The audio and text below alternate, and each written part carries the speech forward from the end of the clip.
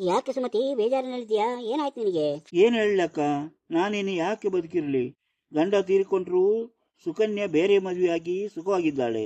ಹಾಗೆ ಮಾಲತಿ ಗಂಡ ತೀರಿಕೊಂಡ ಬಳಿಕ ಅವಳು ಎರಡನೇ ಮದುವೆ ಮಾಡಿಕೊಂಡು ಸಂತೋಷವಾಗಿದ್ದಾಳೆ. ನಾನಿನ್ನು ಯುವತಿ ತಾನೆ. ನನ್ನ ಗಂಡ ತೀರಿಕೊಂಡರೂ ನಾನು ದಾಂಪತ್ಯ ಜೀವನದ ಆಸೆ ಪಡುವುದು ತಪ್ಪ ಅಕ್ಕ?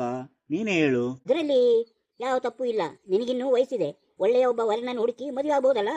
ಇಲ್ಲ ಅಕ್ಕ, ನನಗಿನ್ನು ಅದು ಸಾಧ್ಯವಾಗದು. ನಾನು ಆಸೆ ಪಟ್ಟರೂ ಅದು ನಡೆಯಲ್ಲ. ಅಂಥದ್ದೇನಾಗಿದೆ?